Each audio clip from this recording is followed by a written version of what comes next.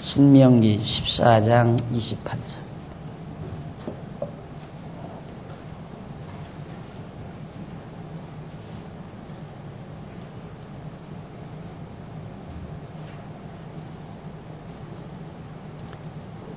매 3년 끝에 그의 소산의 10분위를 다 내어 네 성읍에 저축하여 너희 중에 분깃이나 기업이 없는 레위인과 네 성중에 묵어하는 객과 및 고아와 과부들로 와서 먹어 배부르게 하라. 그리하면 네 하나님 여호와께서 너의 손으로 하는 범사에 내게 복을 주시리라. 29절까지 복음 보겠습니다. 오늘은 교재 120페이지 11조의 용도와 목적에 대해서 살펴보도록 합니다. 11조는 어디에다가 무슨 목적으로 사용하는가에 대한 내용입니다. 우선 용도를 보면 백성들이 하나님께 바친 11조는 레위 지파의 분깃으로도 주어졌고 또 객이나 고아와 과부들을 배부르게 하는데도 사용이 되었다. 이제 읽어드린 바로 신명기 14장에도 나오고 민수기 18장 21절 24절에도 바로 그와 같은 말씀의 내용이 기록되어 있습니다. 사실 이스라엘의 12지파가 모두 유업을 받지만은 그러나 그 중에 레위 지파만은 유업을 받지 못했고 하나님이 그들의 유업이 되어 주셨다는 사실, 성경에 기록되어 있는 사실입니다. 그리고 백성이 바친 11조, 이것을 레위 지파의 유업으로 주어서 하나님께 드리는 제물로나 또는 성전 수리비와 레위 지파들의 생활비로 사용하게 하셨다는 사실입니다. 결국 구약시대 11조는 하나님께서 유업을 주지 아니한 레위 자손하고 또 유업이 없는 고아나 과부나 나그네 이런 사람들이 바로 유업이 없는 자들이죠. 그래서 사실 이 11조라는 것이 긍휼을 베푸는 한 수단이었죠. 하나님의 긍휼과 자비를 베푸는 수단. 기업이 없는 자들이 잘못하면 굶어 죽잖아요. 꼼짝없이 굶주려 죽게 되어 있기 때문에 하나님의 자비심의 발로로 유업을 받아서 소득을 얻은 자들이 열의 하나를 구분해서 내므로 그런 자들에게 죽지 않고 굶어 죽지 않고 생존하도록 배려하시는 것이 11조의 진정한 용도였다. 그래서 아시다시피 나그네 유업이 있을 수가 없죠. 그리고 고아 유업이 있을 수 없고 또 역시 과부들 역시 유업이 있을 수가 없습니다. 그래서 이 객이라고 하는 것은 나그네는 정착지, 즉 유업이 없이 떠돌아다니는 자들이 나그네 아닙니까? 그리고 고아 역시 유업을 물려줄 부모가 없는 자들이고 그리고 과부 역시 유업을 이을 남편이 없는 그런 자들이면서 고아나 과부나 나그네는 유업을 얻을 수 없는 자들이다. 그리고 레위 자손도 하나님의 유업을 안 주었고 그래서 하나님께서는 바로 이 백성들이 바친 11조로 그들의 생계를 이어가도록 했다. 결국 이제 그 용도는 너무 분명하게 드러났죠. 용도는 레위 유업을 받지 않은 레위 자손과 유업이 없는 고아, 과부, 나그네 이런 자들에게 바로 생활할 수 있도록 배려하기 위한데 바로 그 11조의 용도가 사용됐다. 자, 그러면 그렇게 사용하는데 그 11조의 목적은 도대체 뭔가? 하나님께서 이스라엘 백성으로 하여금 소득의 11조를 바치게 하여 유업이 없는 레위 지파, 고아, 과부, 나그네 이런 자들에게 유업으로 사용하신 목적은 간단하지요. 백성으로 하여금 하나님을 섬기는 결과가 되게 하기 위해서입니다. 하나님을 경외하기 위한 또 하나님을 섬기는 결과가 되게 하려고 11조를 하도록 했다. 그러니까 용도는 기업이 없는 자들에게 주려고 11조를 하라는 거고, 목적은 하나님을 섬기게 하려는 데 있다. 그러니까 나그네 고아 과부 그리고 유업이 없는 레위 자손에게 11조를 해서 먹고 살도록 하는 것이 어떻게 하나님을 섬기는 일이 되는가 하는 것이 문제가 되겠죠. 그래서 백성들이 하나님께 바친 11조를 레위 지파의 기업으로 주어질 때 레위 지파 제사장들은 성전에서 하나님을 섬기는 일에만 마음과 뜻과 성품을 다할 수 있게 그렇게 해 놓으셨습니다. 그러니까 전심으로 마음을 다하고 뜻을 다하고 성품을 다하여 네 여호와 하나님을 경외하라. 그러면 하나님 섬기는 유일한 처소가 성전 아닙니까? 성전. 여기서 밖에는 하나님을 섬길 수가 없죠. 왜? 여기에 이제 여호와의 이름을 두신 곳이기 때문에 다른 데서 여호와 하나님을 경외하는 것은 의미가 없죠. 그리고 하라고 하지도 않고, 그래서 오직 하나님 섬기는 장소 한 곳을 하나님이 준비해 놓으시고 여기에서 하나님을 경외케 했는데, 그러면 12지파가 가나안 땅 전역에 다 흩어져서 사는데 그들이 뭐 한 달이면 매월, 매월이면 매월, 매주면 매주 여기까지 와서 할 수는 없잖아요. 공간의 제약을 받으니까. 그래서 여기에서 온전히 마음을 다하고 뜻을 다하고 성품을 다해서 온전히 하나님을 경외하는 자들을 세운 것이 그게 제사장이에요. 레위지파 제사장과 레위인들. 레위인에서 나오죠. 레위인들이. 제사장은 실제로 제물을 하나님께 드리는 일을 하고, 기타 레위인들은 뭐 성전을 지키기도 하고 청소도 하고 다른 잡다한 잡물을 처리하기도 하고, 그런 일들을 레위 자손들이 또 찬양하는 일을 맡기도 하고, 이렇게 해서 레위인과 제사장들이 온전히 이 일만 하게 돼 있어요. 그러니 언제 농사 지을 시간도 없고 밥 먹을 시간도 없고, 농사할 시간도 없고 사업을 할 시간도 없고 전심으로 저 일만 해야 되니까. 그래서 이제 이들에게 백성들이 11조를 내서 이들을 먹여 살림으로 이들은 전심으로 이 일만 하게 돼 있어요. 그러니까 성경에 율법에 보면 마음을 다하고 뜻을 다하고 성품을 다하여 주 너희 하나님 여호와를 섬기라 라는 그 말씀이 우리에게 적용이 불가능하잖아요. 우리 마음과 뜻과 성품을 다해서 하나님을 섬긴다는 게 불가능하다는 얘기입니다. 그럼 구약 시대에도 역시 백성들에게 불가능한 거예요. 그러니까 백성들은 소득을 해서 열의 하나를 11조를 드리는 그 자체로 여호와 하나님을 잊어버리지 않고 기억하는 거죠.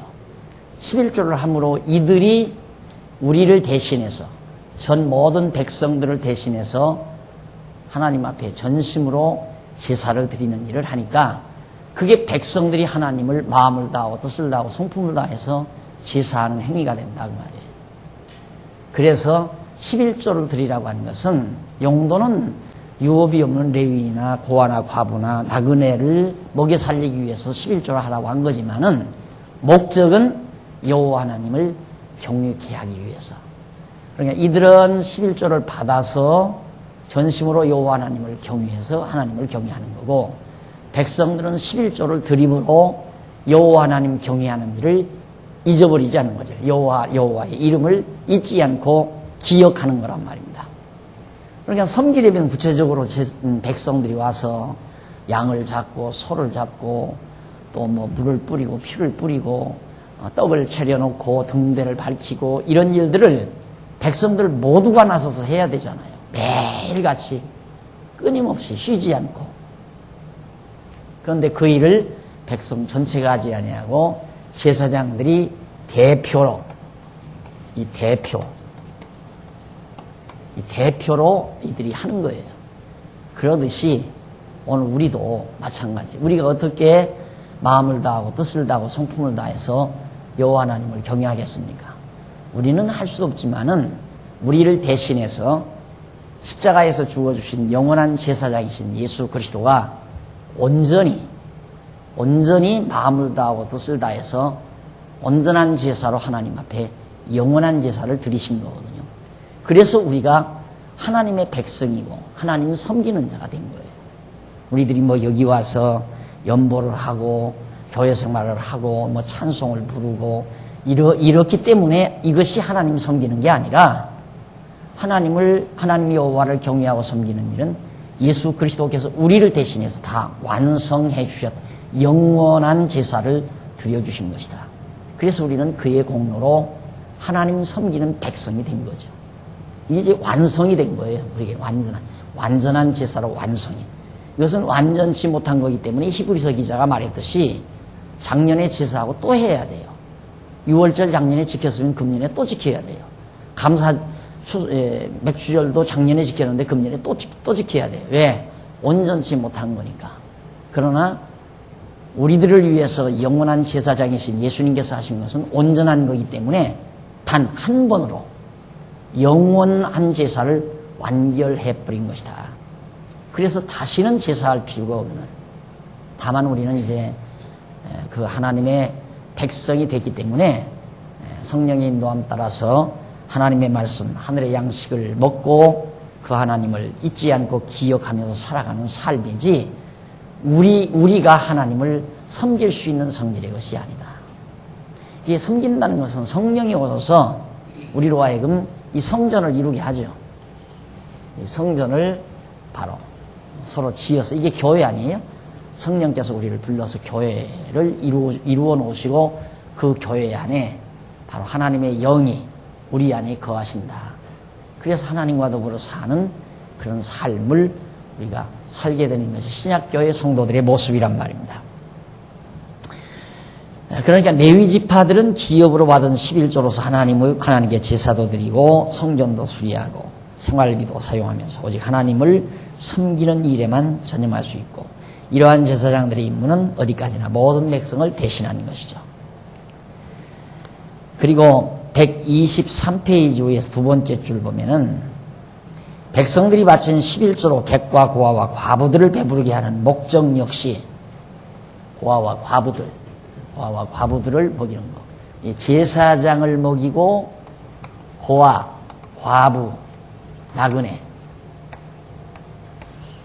이들을 먹이는 자, 이것은 우위로 하나님을 섬기고 하나님을 사랑하고, 이것은 내 이웃을 내 몸과 같이 이웃을 사랑하고, 이웃사랑, 하나님 사랑.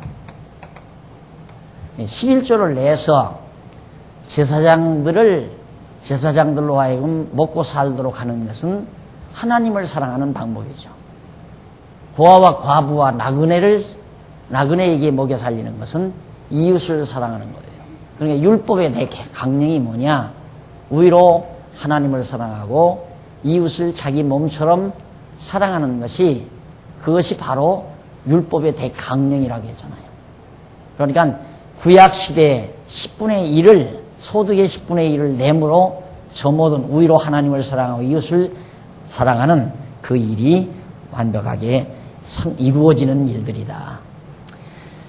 그래서 하나님을 섬기는 구체적인 방법을 하나님께서 모세에게 시내산에서 가르쳐 주셨는데, 즉 그것이 율법이었습니다. 그 율법이 하나님을 섬기는 방법이에요. 이 모든 율법의 기본법이 곧 십계명이요, 이것의 대강령은 내 마음을 다하고 성품을 다하고 목숨을 다하여, 마음을 다하고 목숨을 다하고 뜻을 다하여 주 너희 하나님을 사랑하라. 이것이 이제 첫 번째 계명이고, 결국은 둘째는, 그 다음은 내 이웃을 그와 같이, 내 이웃을 내 몸과 같이 사랑하라 하셨으니 이 두 계명이 온 율법과 선지자의 강령이니라 하신 예수님의 말씀과 같은 것이다. 그러니까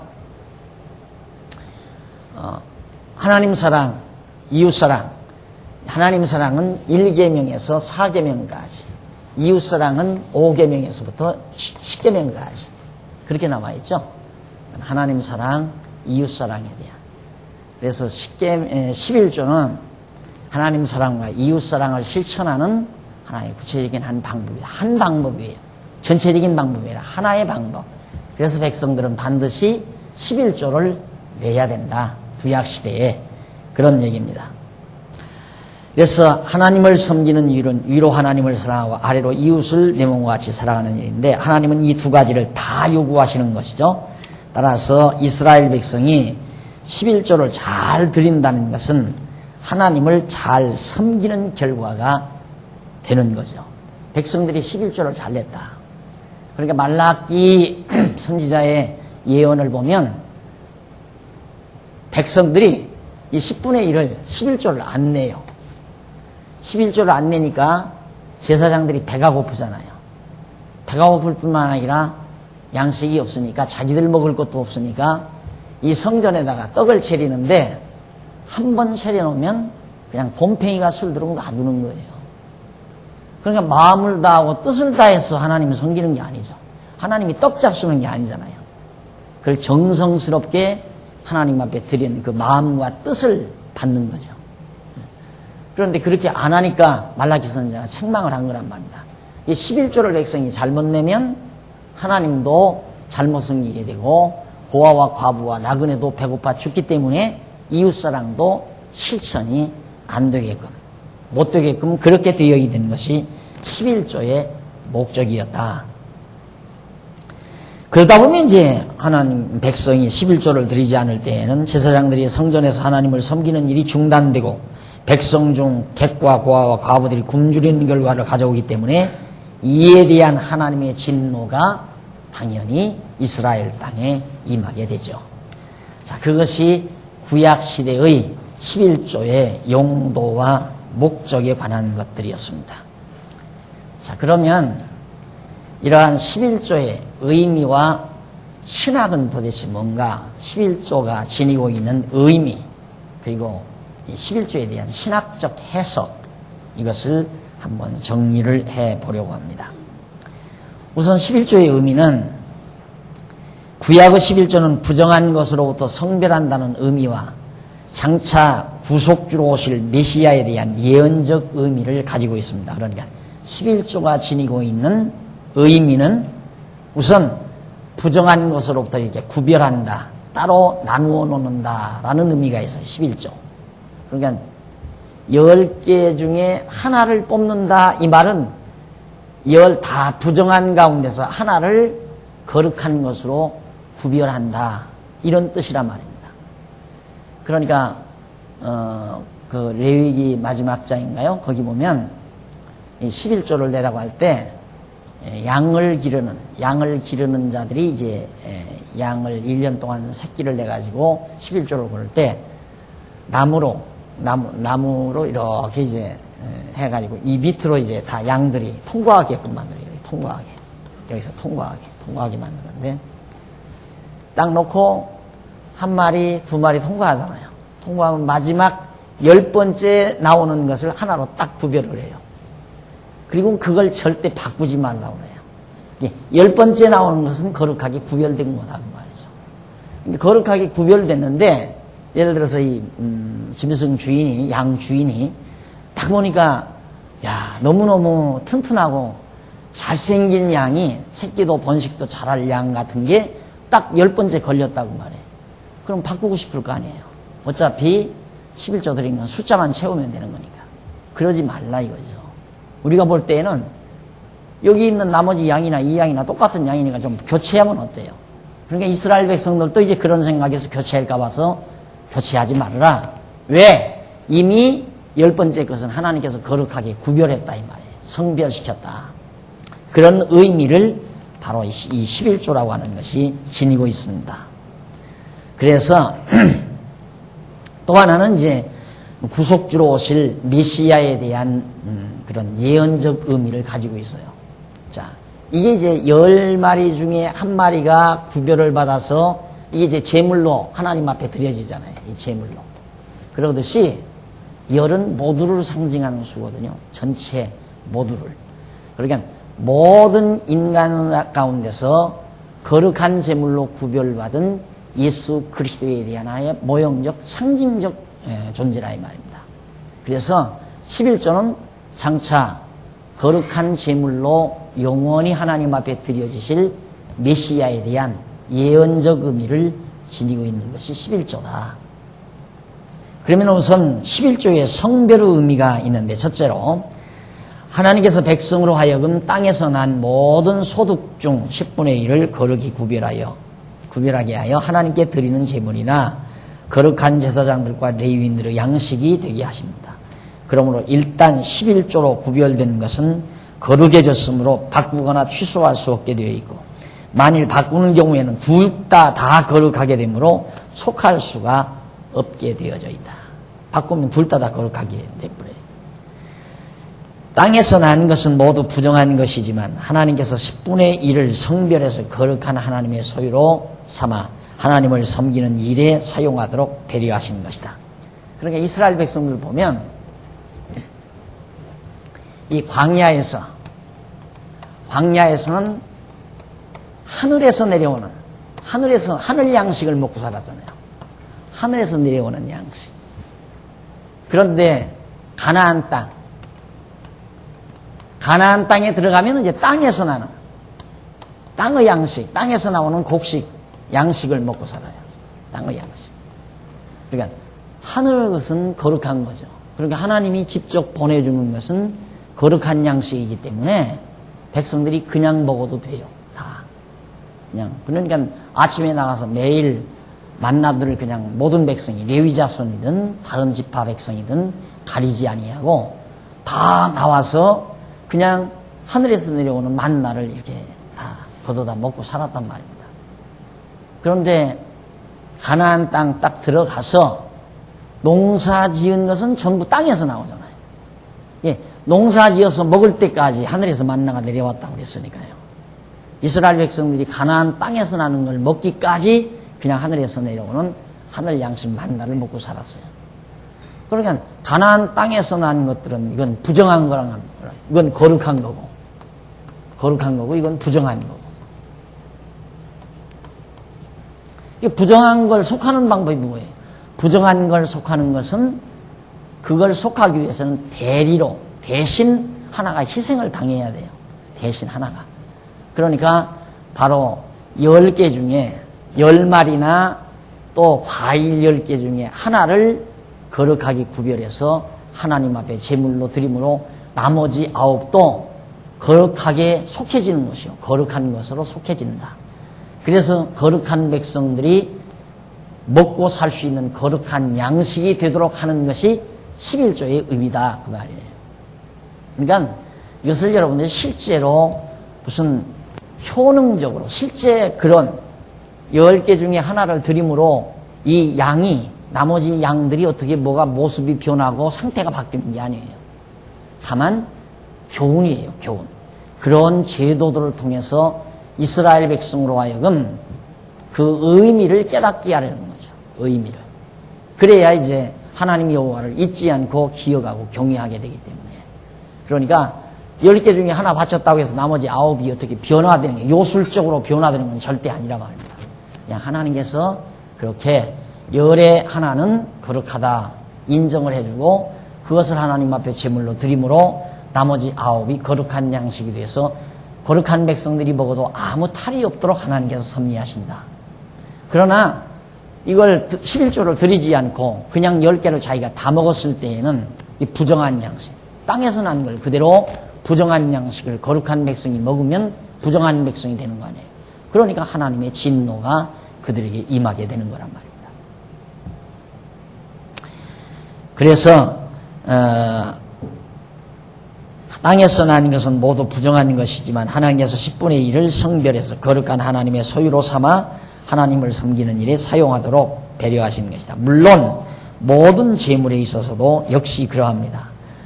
모든 짐승이 다 부정한 것이지만 그 중에서 열의 하나를 구별함으로 정결한 것이 되어 흠없고 점없는 것으로 성별되기 때문에 하나님께서 거룩한 제물로 받으시는 것입니다. 그것은 거룩한 것만이 하나님께서 받으시기 때문에 거룩히 구별해서 하나님이 받는다. 11조가 하나님의 것이라는 의미는 거룩히 성별된 것이라는 의미와 통하는 말이죠. 맥을 같이 하는 말입니다. 11조가 하나님의 것이다. 11조는 내 거다. 하나님. 왜 하나님 걸 내가 도둑질하느냐 했을 때 그건 거룩한 것이다 라는 말, 거룩히 구별된 것이다 라는 말과 같은 의미를 지닌다. 그래서 첫 번째 의미는 바로 11조는 성별의 의미, 거룩하게 구별시켰다고 하는 의미가 담겨져 있고, 이제 두 번째로는 메시아 예언적 의미가 있다는 얘기입니다.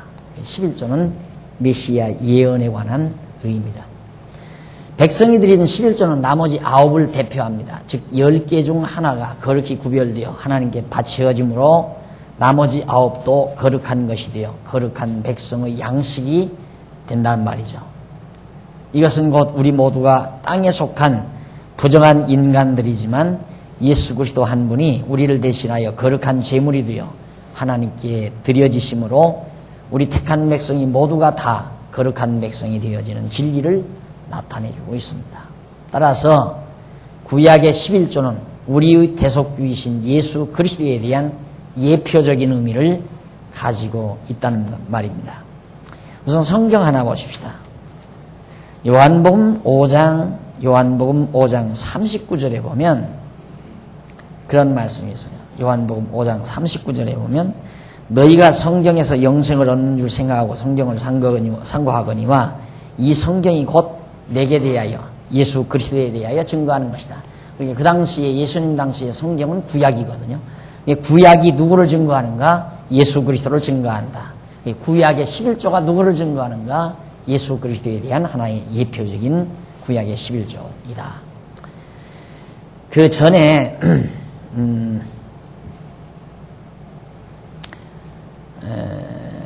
보면 거룩한 백성이 다 우리가 다 거룩한 백성이 된다는 말이 한 사람 아담으로 말미암아 모든 사람이 불결해진 것처럼 한 사람 아담으로 한 사람 예수 그리스도로 말미암아 모든 자가 의인이 됐다 하는 말씀이 로마서 5장 15절로 19절에 나오죠. 그러니까 결국 한 사람 예수 그리스도가 모든 자들의 죄를 대신해서 십자가에 못 박혀 죽으심으로 모든 자를 다 거룩하게 했다. 그것이 11조가 지니고 있는 의미 중에 하나다. 그래서 구약에서 여호와의 것이라고 말씀하고 있는 모든 것은 다 메시아에 대한 예표적 진리죠. 예를 들면 구약에서 하나님께서 내 거다 했을 때 첫 새끼를 들어요. 첫 새끼는 내 것이다. 이 첫 새끼도 첫 아들로 태어나실 마리아의 몸에서 첫 아들로 태어나실 예수 그리스도에 대한 예표적인 존재죠. 첫 새끼라는 것도. 그 다음 또 첫 열매 마찬가지예요. 부활의 첫 열매가 되실 예수 그리스도에 대한 예표죠. 그러니까 하나님께서 구약 성경에 보면 이게 다 내 것이다. 이건 내 것이다. 그러니까 내게로 가져와라 했을 때 첫 새끼도 가져오고 첫 열매도 가지고 오고 그 다음 장자 첫 아들도 이것도 반드시 하나님 앞에 드려야 돼요. 첫 아들을 속해야 돼요. 첫 아들을 낳으면 아들을 대신해서 속전을 하나님 앞에 드리잖아요. 그 아들을 직접 드리는 게 아니라 아들을 대신해서 속전을 제사장들에게 갖다 드려요. 이런 모든 첫 새끼, 첫 열매, 첫 아들 이게 다 하나님 거라고 그랬는데 그게 바로 메시아에 대한 예표적인 계시예요. 그러니까 11조 첫 새끼, 첫 열매, 첫 아들 이게 다 오실 메시아에 대한 예표적인 것들이다. 그래서 11조 역시 하나님의 것이라는 데서 그 의미를 함께하고 있는 것이 분명하죠.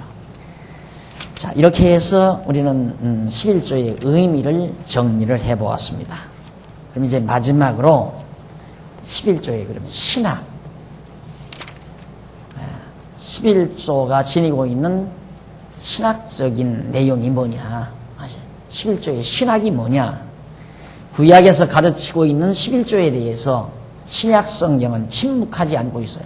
말을 하지 않고 있는 게 아니라 예수님께서도 언급하셨을 뿐만 아니라 히브리서 기자도 언급을 해서 이 11조에 대해서 그러면 우선 첫째로 예수님의 11조에 대한 신학입니다. 예수님은 구약의 11조를 어떻게 가르쳐 주셨는가 하는 얘기예요. 이 부분이 이제 11조에 대한 결론 부분에 달하는 부분입니다.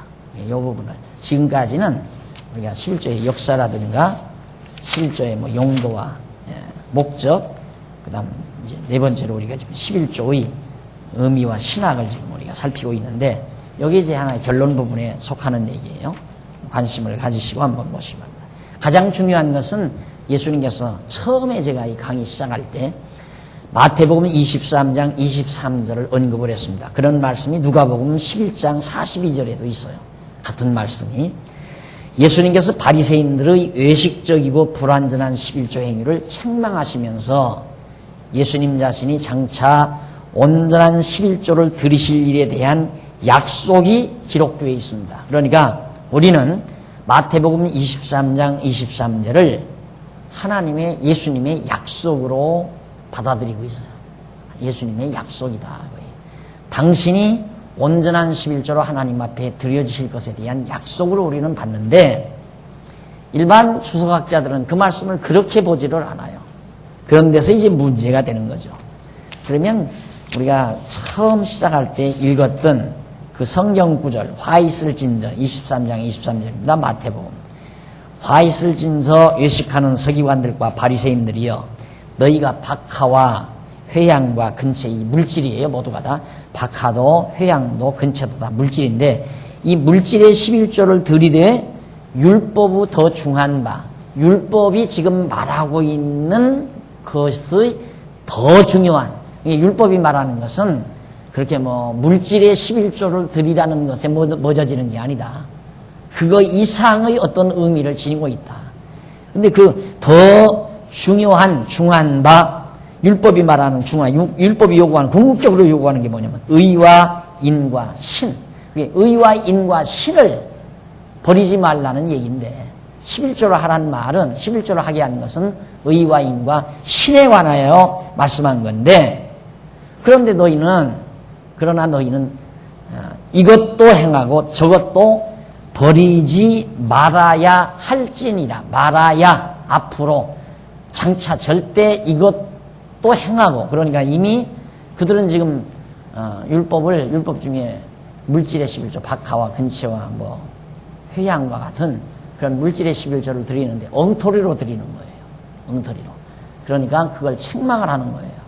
그래서 그 책망을 하면서 율법이 더 중한 바 의와 인과 신도 너희들은 버리지 말아야 된다. 이것도 행하고 저것도 버리지 말아야 된다. 말아야 할지니라, 이 말이에요.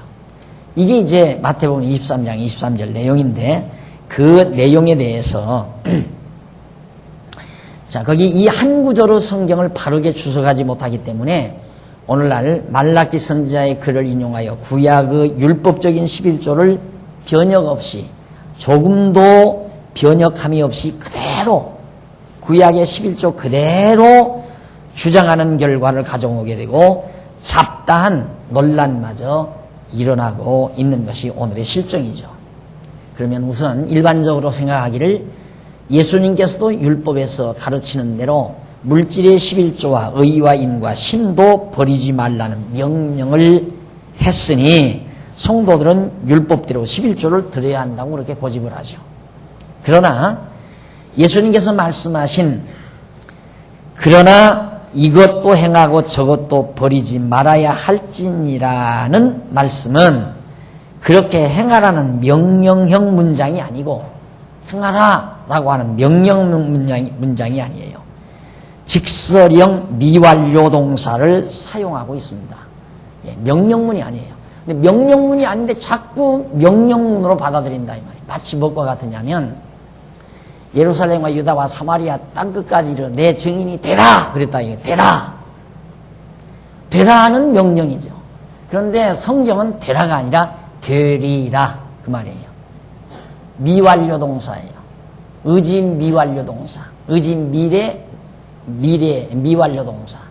그러니까 그렇게 되어질 것이라고 하는 약속의 의미가 되진다 이 말입니다.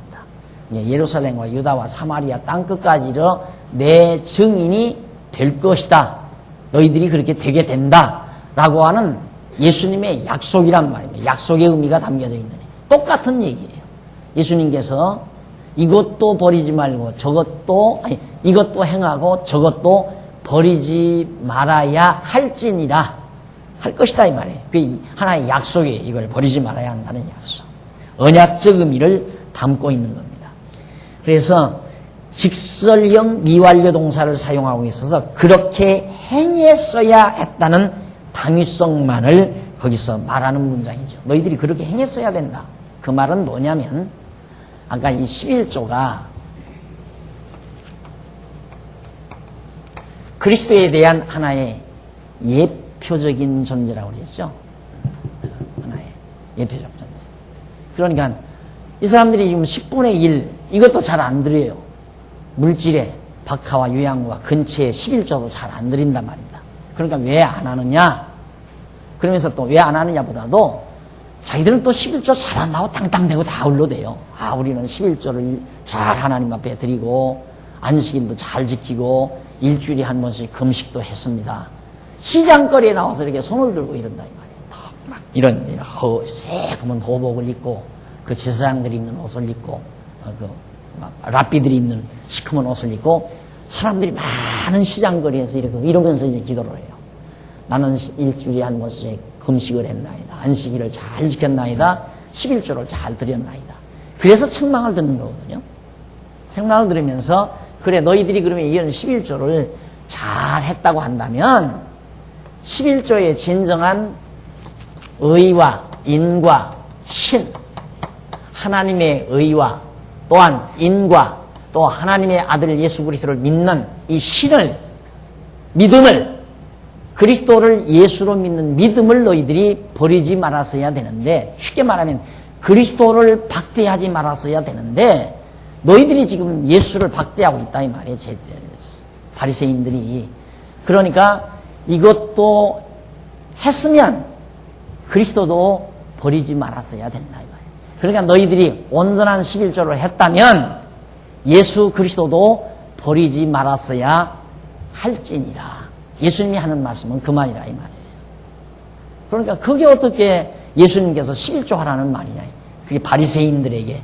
그래서 항상 성경 해석을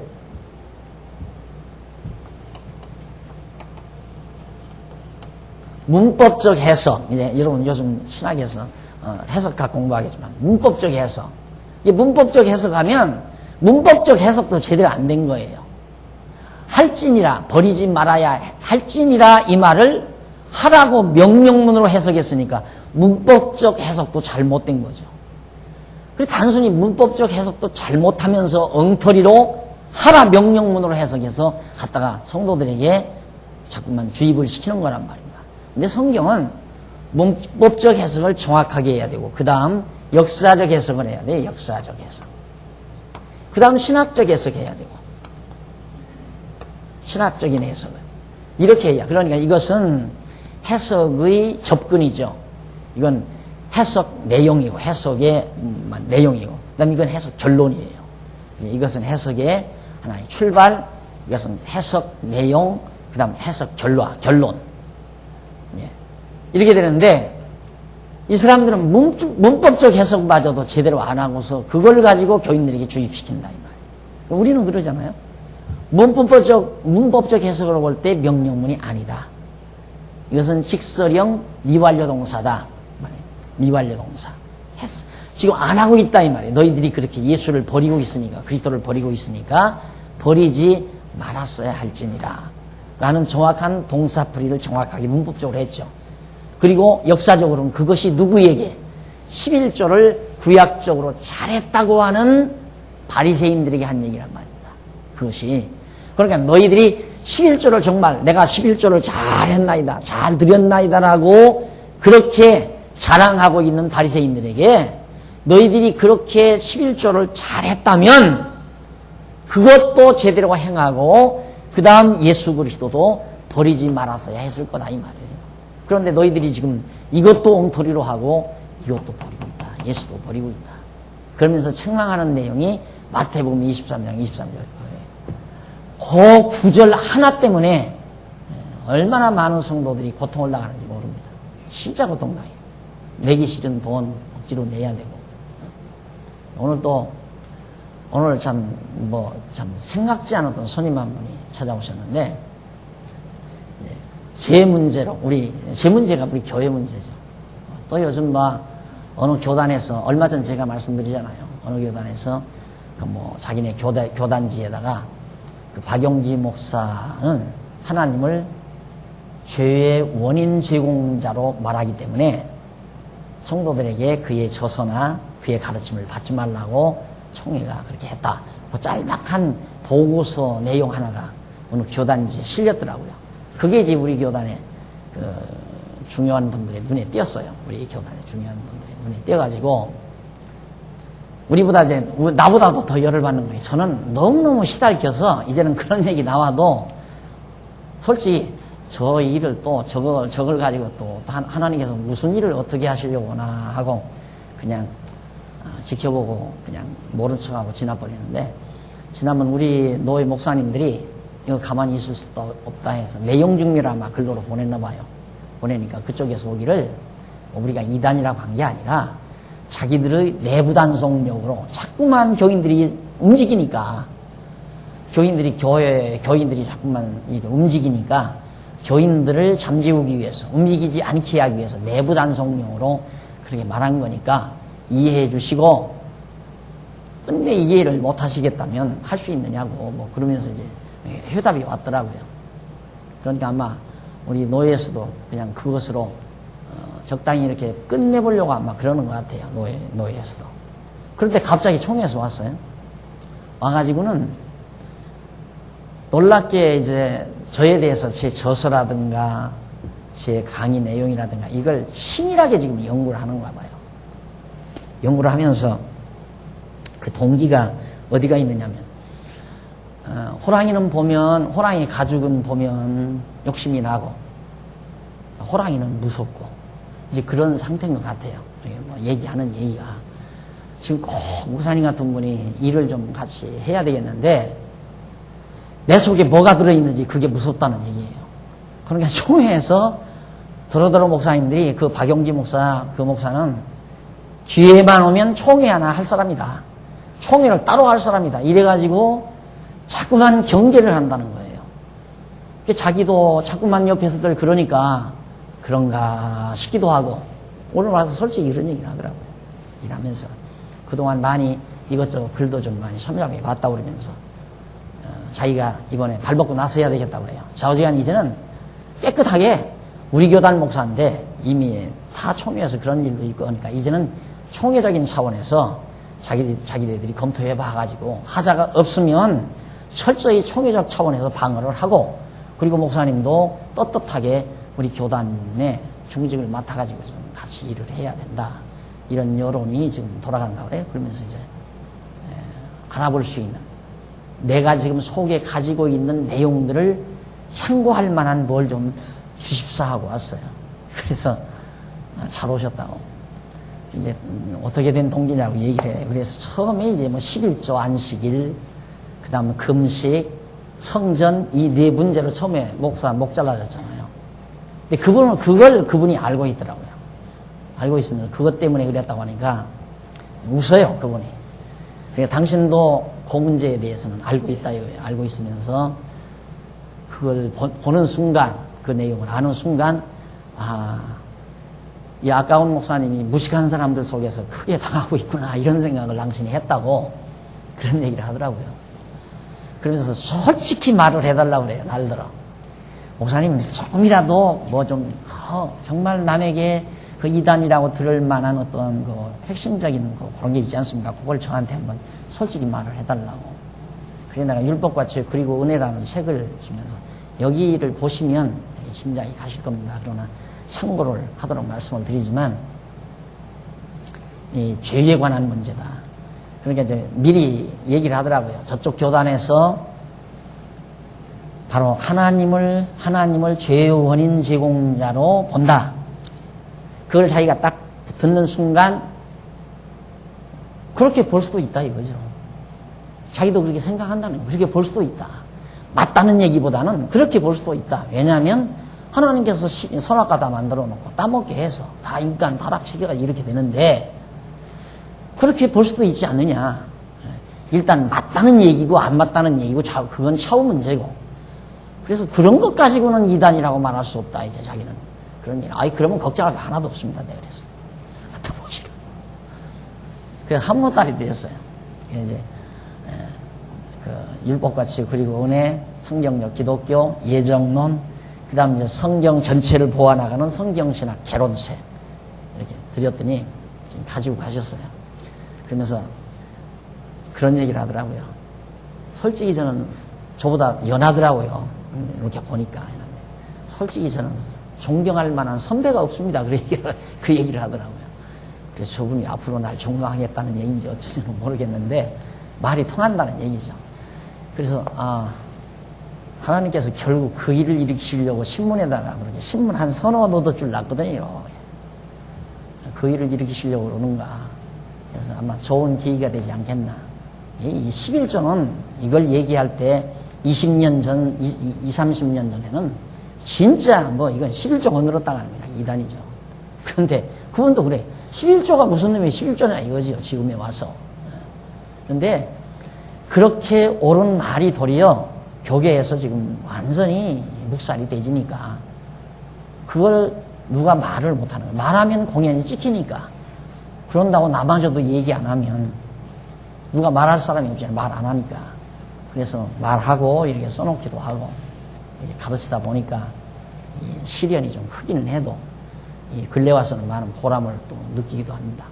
여러분, 이 11조라고 하는 것이 바로 이런 분명한 비성서적인 예수님께서 이 시대에 11조 잘했다고 교만을 떠는 바리새인들에게 책망하기 위해서 한 거지만은 그것은 바로 신학적으로 오실 그리스도에 대한 하나의 예표적인 존재다 하는 얘기예요. 예표적 그런 계시의 물건의 대상이다 라는 얘기입니다. 그렇게 해석이 돼야 제대로 해석법에 의해서 성경을 해석하는 방법에 의해서 빈틈없이 해석되는 거 아니에요. 그런데 이거 다 없애버리고 문법적 해석마저도 틀리게 해서 무조건 교인들에게 뒤집어 씌우는 것은 정말 말이 안 되는 얘기죠. 그래서 여러분들이 오늘 또 다시 물론 11조는 우리들은 안 한다.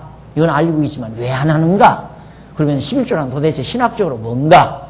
역사적으로 왜 예수님은 그렇게 말씀했나? 이런 것을 좀 소상히 아시면 친구들 가운데 왜 고통당하는 친구들 많이 있잖아요. 11조 때문에 어려움 당하고 또 잘못 알고 있는 사람들. 얘기 도중에 얘기가 나오게 되면 체계 있게 얘기해 줄 수 있잖아요. 다 얘기해서 신앙생활 올바로 하라고 권면해 주는 것도 친구의 도리죠. 그런 것들이 이제 우리로서는 하나의 전도가 되는 거고요. 그래서 구체적으로 여러분들이 정리하는 게 좋으리라고 생각을 합니다. 그래서 이제 127페이지에 보면 그러니까 예수께서 율법을 지킨다고 외식하는 서기관과 바리새인들에게 참으로 율법을 지키려면 물질의 11조만 드릴 것이 아니라 율법에서 더욱 중요한 의와 인과 신도 버리지 말고 다 지켜 행했어야 한다는 당위성을 말씀하신 것뿐이지 그렇게 행하라고 명령하신 것이 아니다. 그리고 이 말씀은 어디까지나 예수께서 율법 앞에서 죄인으로 낮아지지 아니하고 도리어 율법을 다 지키는 의인처럼 군림하는 서기관들과 바리새인들의 거짓과 외식을 책망하시는 그런 말씀이죠. 그래서 율법의 11조나 의와 인과 신은 예수님만이 완전하게 이루실 수 있으신 것인데 서기관과 바리새인들이 겨우 박하와 유향과 채소와 같은 물질의 11조만을 드리고서 율법을 다 지키는 의인으로 착각하고 있는 그런 잘못을 지적합니다. 인간은 누구나 율법 아래서 의인이 될 수 있는 자는 아무도 없죠. 그러므로 11조를 비롯한 모든 율법은 인간이 지킬 수 있는 것이 아니라 예수 그리스도께서 참것으로 이루실 모형과 그림자에 불과한 것이라는 말입니다. 그러니까 만약에 지금도 한 달에 100만 원 벌어서 빈틈없이 99만 원이 아니죠. 9만 9천 원이 아니라 10만 원을 딱 제대로 드리고 나서 나는 11조 온전하게 드렸다. 이게 책망받을 일이라고 말해요. 예수님께로부터. 그걸 책망하신다. 오늘날 대부분 그렇게 다 알고 있잖아요. 또 가리키는 사람도 온전한 11조를 드리라는 말은 떼먹지 말고 드려라. 다 어디에서 사과 한 상자가 들어왔으면 사과 다 세가지고 20개 들었으면 2알 갖다 내고, 그것도 사과로 가주지 말고 20개들이 한 상자가 예를 들어서 3,000원이면, 3만 원이면 20개니까 하나당 15,000원씩인가요? 그렇죠. 15,000원. 1,500원씩. 1,500원씩이니까 2개면 3,000원 아니냐. 돈으로 환산해서 돈 3,000원 갖고 가라. 그 부흥회 때 그거 가리키는 거 아니에요? 부흥회 하면. 그러면 그게 온전한 11조다. 아이들이 어디서 할아버지한테 예를 들어 세배하고 10,000원짜리 세뱃돈 받았다. 그거 떼서 1,000원 연보하게 11조 내게 해라 이 말이에요. 그렇게 해야, 그렇게 온전히 하나님 앞에 11조를 해야 하나님께서 복을 주지. 예? 겨우 월급 받아가지고 그냥 적당히 떼서 내고 11조 냈다 그러면 그건 절대 하나만 하다. 이런 얘기.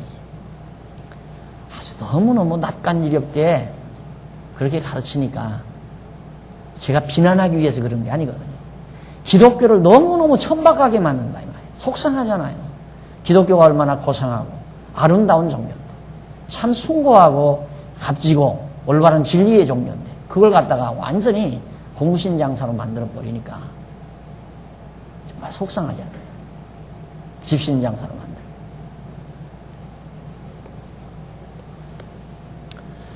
자, 그래서 둘째로 히브리서에 나타난 11조는 뜻이 뭔가? 11조 신학, 히브리서에. 히브리서 7장 1절로 25절에서 아브라함이 멜기스덱에게 준 11조 사건을 들어 그리스도의 제사직이 레위 계통의 제사직보다 우월하다는 사실을 증거하고 있다. 7장 1절로 3절에서는 멜기스덱의 신분을 밝혀주고 7장 4절로 10절에서는 멜기스덱이 레위보다 높으심을 증거하고 7장 11절로 25절에서는 레위 계통의 제사직을 폐하고 멜기세덱 계통의 영원한 그리스도의 제사직을 구약의 예언대로 세워주셨다는 내용이 바로 이 히브리서에 나와요. 근데 이 내용을 통하여 우리가 분명히 알 수 있는 것은 구약시대 백성들이 드린 11조나 또는 여러 가지 제물로서 레위지파 제사장이 손으로 지은 예루살렘 성전에서 드린 제사는 절대로 불완전하다는 사실이다. 이 제사장들이 이 성전에서 드린 제사는 불완전하다. 이에 대한 내용이 히브리서 내용이에요. 이건 불완전한 것이다. 이 인간 제사장이 이렇게 집 지어놓고 솔로몬이 성전 지어놓고 여기서 하나님 앞에 짐승 잡아 또 11조 받아서 제사를 드린 건 불완전한 것이다. 자, 그래서 불완전한 것인데 이 내용을 통하여 우리가 알 수 있는 것은 구약시대 백성들이 불완전한 건데, 그렇기 때문에 제사직분도 변혁하고 율법도 변혁이 되어 성경에 나오죠. 제사직분도 이것도 변혁, 바꿔졌다 이 말이에요. 율법도 다시 바꿔지고 전부 다 바꿔졌다. 예, 제사직도 바뀌어지고 율법도 변혁이 되어 그리스도께서 영원한 제사장이 되시고 참 성전이 되시며 영원한 제물이 되어 영원한 제사를 드렸을 뿐만 아니라 그리스도 자신이 거룩하게 구별된 11조 예물이 되셔서 하나님께 온전하게 드리신 바 되신 것이다. 이게 다 이 제사장이 이 건물에서 양을 잡아서 또 백성들이 드린 11조로 제사를 드린 것은 불완전하다. 그럼 완전한 것은 뭐냐? 그리스도가 친히 제물이 되시고 제사장이 되시고 성전이 되셔서 이 말이죠. 제물, 제사장, 성전. 예수 그리스도 자신이 제물도 되고 제사장도 되고 성전이 되셔서 이건 영원한 제사, 불완전한 제사가 아니라 영원한 완전한 제사를 예수님께서 드리셨다는 내용이에요. 그러니까 히브리서 기자가 하는 말은 이렇게 인간 제사장이 솔로몬이 지은 성전에서 백성들이 바친 제물로 11조 제물로 제사하는 것은 불완전하다. 그 말이에요. 그럼 뭐가 완전한가? 예수 그리스도가 당신이 제물이 되시고 제사장이 되시고 성전이 되셔서 드리신 영원한 제사가 완전한 제사다. 그 내용이 지금 히브리서 기자가 밝히는 내용이에요. 그러니까 다 이룬 거예요. 영원한 제사는 이건 완전한 다 이루어져 버린 거예요. 시간이 완성된 거란 말이에요. 여기서처럼 또 하고 또 하고 또 하고 그러는 거예요. 매년 또 하고 또 하고 매달마다 매일마다 제사를 드리고 하는 게 아니라 이미 이제는 끝난 거라고 말해요. 완성된 것이다. 그래서 따라서 성도는 그들의 모든 것, 즉 생명이나 재산, 건강, 명예, 실력 등이 하나님의 거룩한 소유가 돼버리고 말하죠.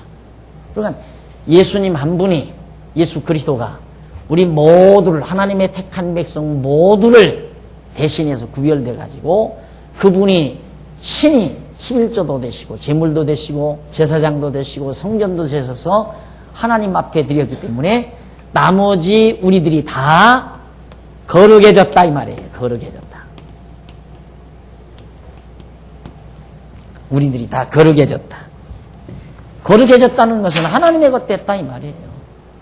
그러니까 이제는 내 생명도 내 건강도 내 지혜도 내 소유도 모든 것 다 하나님의 것이라는 얘기예요. 하나님의 것. 그래서 내가 그러잖아요. 꼭 여기다 갖다 내놔야 하나님의 것이 아니다 이 말이에요. 여기다 갖다 내놔야.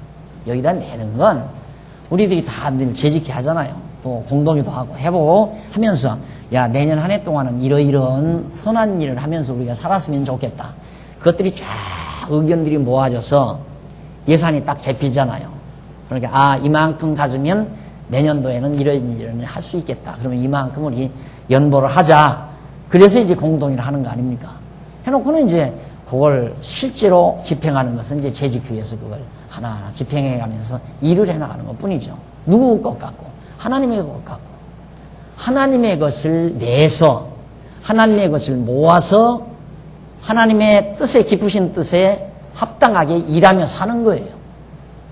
그러니까 연보를 해야 하나님의 것이 아니라 하나님의 것으로 연보하는 거예요. 생각을 바꿔야 된다. 내 걸 연보하는 게 아니에요. 내 것은 이제 아무것도 없어요. 우리 예수 그리스도가 우리를 위해서 이미 하나님 앞에 온전히 거룩한 제물로 드려주셨기 때문에 우리는 다 거룩한 백성이 된 거예요. 그러니까 이제는 다 모든 것 다 하나님의 소유다. 하나님의 것이다. 하나님의 것 가지고 하나님의 뜻에 합당하게 우리들이 쓰며 사는 것뿐이에요. 내면 하나님의 것 되고 안 내면 하나님의 것이 아니고 그러니까 내고 싶으면 내고 내기 싫으면 말라고 말이에요. 내고 안 내고 거기에 무슨 상관이 있어요. 내고 안 내고 하는 것에 따라서 하나님의 것이 되고 안 되고 하는 게 아니에요. 언제든지 하나님이 쓰고자 할 때는 얼마든지 하나님께서 쓰게 돼 있어요. 내가 그러잖아요. 예를 들어서 어떤 참 굉장히 이제 뭐라 그래요. 구두수의 영감님이 예를 들어서 우리 교회에 하나 있다 하십시다. 백전한 분을 연보하기를 싫어한다 이거예요. 다 아끼고 죽으라. 암만 해봤대자 필요 없어요. 그렇게 해서 상관없어요. 구두쇠처럼 그냥 쌓아서 묶어서 꼬박꼬박 해도 어느 날 하나님께서 한번 그의 생각을 살짝 바꿔놓으면 그냥 덜거리치 나온다니까. 덜거리치 그것 가지고 하나님의 뜻에 합당하게 쓰고 싶은 마음의 충동이 일어나고 만다 이 말이에요. 그러면 되는 거 아니에요. 그래서 우리 예배당 짓기 전에도 그랬잖아요. 조금 우리 생활 규모 있게 해서 돈 저축 많이 하시고 연보 하나들에 상관없다. 그런데 연보 저축을 돈을 저축 좀 많이 해놓으시고 이 다음 혹시 예배당 지게 되면 그대들 그저 마음 쓰는 대로 내서 우리 집시다. 그렇게 됐잖아요. 어떻게 그런 연보가 나오리라 누가 상상이나 해서요. 연보하자고 막 건축 연보하자고 몇 년씩 모아도 뭐 모으는 돈보다도 땅값 올라가는 게 더 많은데. 그러니까 백장로님 포기했잖아요. 백장로님. 건축위원장 되신 백장로님이 그거 포기해. 세상 되신 백장로님. 이게 자꾸 높아가니까. 그런데 됐잖아요. 누가? 하나님께서 우리들의 마음을 움직여서 하게 만든 거예요. 연보도 그러니까 아무나 하는 게 아니거든요. 하나님께서 그런 마음을 주는 거죠. 다만 지금 하나님의 것을 관리인으로 지금 하나님의 것을 관리하는 관리인으로 하나님께서 우리를 지금 붙들어 매는 거란 말입니다. 그러니까 연보하고 안 하는 거 신경 쓸 필요 없어요. 다만 하면 하는 분들이 모아서 일을 해나가는 거고 안 하면 안 하는 대로 내버려 두고 신경 쓸 거 없어요. 그렇다고 했다고 해서 하나님 것 되고 안 했다고 해서 하나님의 것이 아니에요. 다 이제 몽땅 다 하나님의 것이 된 거다. 결론적으로 11조란 하나님을 섬기는 방편이며 메시아 예언적 의미를 지닌 것으로서 그리스도께서 온전히 성취하신 것이다. 그 말은 지금은 11조를 안 해도 되는 거 아니라 안 하는 것이다. 11조를 안 하는 것이다. 왜? 이미 다 이루신 건데 성취한 건데 11조를 우리가 또 한다면 뭔 얘기예요? 예수님께서 그리스도께서 한 것이 시원찮으니까 내가 부지런히 벌어서 11조를 해야 되겠다. 예수님이 한 것이 시원찮으니까 그런 생각이 되는 거 아니에요? 그거 얼마나 잘못된 거예요.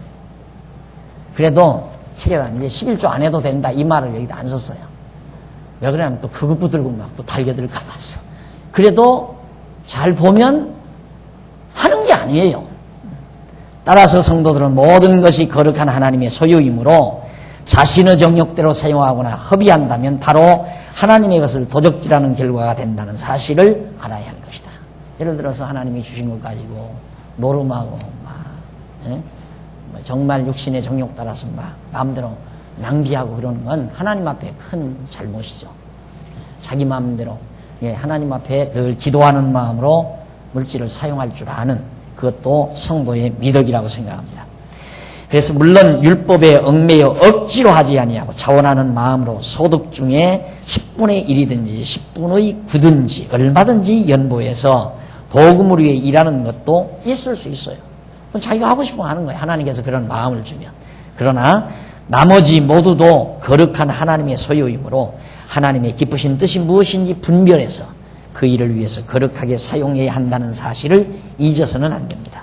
즉 사나 죽으나 먹으나 굶으나 무엇을 하든지 주를 위하여 하나님의 영광을 위하여 사는 것은 신약교회 성도들의 당연한 신앙생활의 태도로 하겠다 하는 것으로 결론을 여러분에게 맺어드렸습니다. 이렇게 해서 11조에 대한 대략적인 정리를 우리가 해보았습니다. 우리들의 물질관, 우리들의 모든 인생관, 결국 간단하잖아요. 내게 있는 것도 하나님의 것이고 내게 없는 것도 하나님의 것이고 모두가 다 소유주는 진정한 하나님의 주시고 주가 하나님께서 주인이 되시고 우리는 관리인에 불과하다. 돈 관리 잘하면 많이 맡길 것이고 관리 잘못하면 적게 맡길 거 아니겠어요? 쉽게 말하면. 여러분들도 자녀들 용돈 줄 때 용돈을 야무지게 잘 쓰면 자꾸 더 주고 싶죠. 잘못 쓰면 덜 주고 싶고 당연한 거 아니겠어요? 기도하십시다. 자비하신 아버지 하나님, 오늘도 우리를 부르시고 11조에 대한 신학적 의미를 깊이 성찰해서 살펴봤습니다. 하나님 아버지, 우리를 위해서 영원한 제물로 하나님께 드려지심으로 이제는 우리 모두가 하나님의 소유가 됐다는 사실을 재확인했습니다. 하나님 아버지, 아직도 우리는 육체의 소욕이 남아있어 하나님의 뜻대로 모든 것 사용하는 것보다는 도리어 육체의 소욕 따라 사용할 때가 너무너무 많습니다. 하나님 아버지요, 우리로 하여금 자주자주 깨닫게 하시고 인도해 주시고 또 정말 하나님의 뜻을 따라 모든 걸 활용하며 살 수 있는 믿음과 힘도 우리에게 허락해 주시옵소서.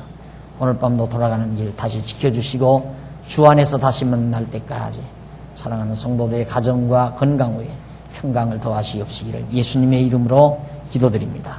아멘. 하늘에 계신 우리